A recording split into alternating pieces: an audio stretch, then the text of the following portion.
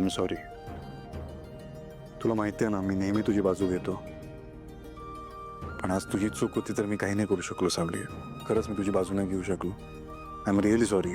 Sarang sir, तुम्ही काय sorry म्हणताय? तुमची काहीच चूक नाहीये. माझी चूक झाली. जे समोर दिसलं त्यावर विश्वास ठेवला आणि मी राजकुमार सरांवर संशय घेतला. खरं तर ना मी तुम्हाला आधी सांगितलं पाहिजे होतं, पण तुम्हाला त्रास नको व्हायला म्हणून मी तुम्हाला नाही सांगितलं. मी अमृता वहिनींना सांगायला गेले तर तिथे ऐश्वर्या मॅडम पण आल्या आणि त्यांनी हे सगळं. सावली शांत हो. बस इथं बस.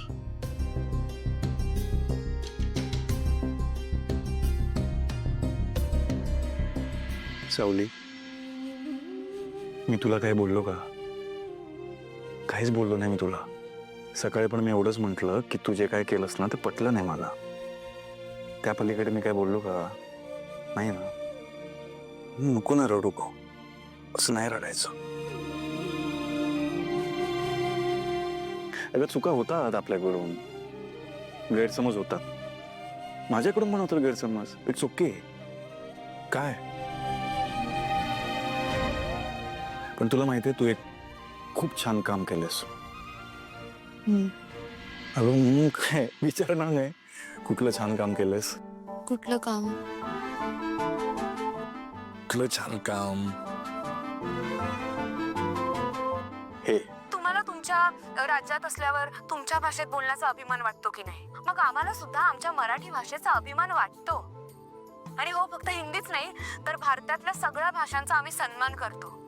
पण हो, जर हा व्हिडिओ माझ्याच राज्यात व्हायरल झाला माझ्याच भाषेचा अपमान करणार असाल ना, आणि तर ते त्या मी सहन व्हिडिओ मध्ये नाही तू जे काय करणार. बोललेस ना ते फार महत्वाचं आहे. कारण आपली माती कुणाचाही अपमान करत नाही. बरोबर ना? कसं आहे? छान आहे व्हिडिओ. तुम्हाला आवडला ना? व्हिडिओ नाही ग, फोन कसा आहे? तुम्ही नवीन फोन घेतलात? दाखवा. किती छान आहे. तुमच्या हातात शोभून दिसतो. तुला आवडलं का? हो. घे मग. नाही, मला का?